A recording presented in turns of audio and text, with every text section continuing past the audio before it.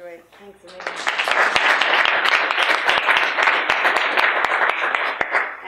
I just like to really commend Wexford tonight for such a brilliant turnout, and it's such a lovely evening on a Friday night, and it really shows this county's commitment. And I have a few Wexford friends already, so I can tell them tonight they really should give 3 cheers for their county. Abortion, it's just, it's a word and it's an idea, and we all have ideas about it, and obviously 99% of us are, all of us here tonight are pro-life. What does that mean? So when someone says, oh, I don't agree with abortion, or I do agree with abortion, and I have been in this position myself before I did volunteering work with the Good Counsel Network, I had never been confronted with the actual truth of what abortion meant to the person who imagined they needed one. And it's absolutely brutal. Let me just say at the start that we may begin kind of to set out in the beginning that we have this set idea of who goes for abortions. Oh, there must be these awful, terrible women. They're not. They're actually some of the most gorgeous, most beautiful, loveliest women. They're our sisters, they're our friends, they live among us, we work with them, we're friends with them. That's the type of women we're talking about. It can affect any woman through any childbearing age across all social and economic divides. And really the most brutal truth about it is if you actually have to sit and counsel a woman who's come back and you've lost her and you've lost her baby because they just were under so much pressure from outside force. It could be from a boyfriend, it could be from their mothers, their fathers, their friends, any kind of pressure at all. Social pressures, economic pressures, school, work pressures. I'm too young, I'm too old, I can't do it. There is no one single reason why women abort, not one. If there is, I have yet to hear that one single reason. It is an anomaly and accumulation of reasons. But the worst and most brutal truth that you can actually face about abortion is when these women and these girls come back and say, I wish I hadn't done it. Is there any chance I could undo it? Could I have my child back? I'd do anything. Anything. Valerie, is there anything? There must be a way. And there is, what do you say to somebody who's absolutely torn? They've lost their baby, but they've also lost their very souls. They've lost themselves.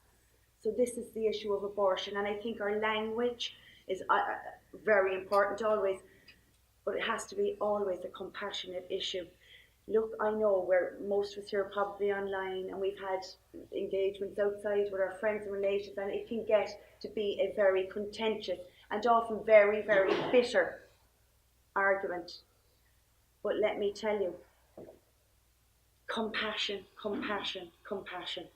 Because these women are suffering every single day because of abortion. And they will often hide it behind, I'm not bothered, or it didn't affect me, or, I feel fine. But they will someday, eventually, come out and break down and admit that their lives have been completely, 100% scarred by abortion. We cannot, ladies and gentlemen, allow this scarring and hurt to come into this country under the guise of legality, and it's actually state-sanctioned killing. Just with regard to canvassing, with all of you here tonight, some of you are probably canvassing, some of you may have never knocked at a door in your lives. It doesn't matter if you've never knocked at a door in your life, if you've never engaged with anyone, even in your family, on the issue.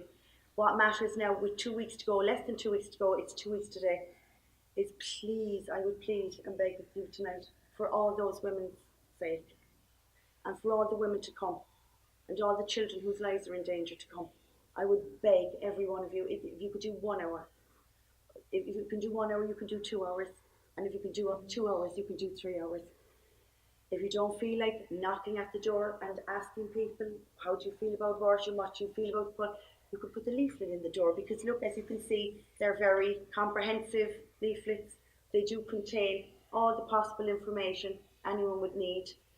That alone would be an absolutely massive help. This week we've seen the very unfair and unprecedented actions of Google and Facebook by banning all ads relating to the Eighth Amendment. Now, people will say, oh yeah, but they've banned it on both sides. No, yes. But the yes side have all the security blanket of the broadcast and written media. We don't. We have all the propaganda and the bias against us. If we're mentioned at all, it's a cursory nod now and then.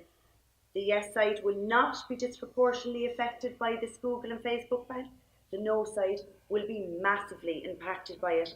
And it is a true expression when they say that, truth is the first casualty of war.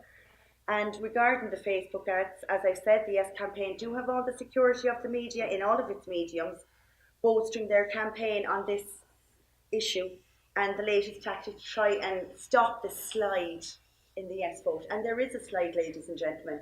We are forging ahead. We do have success.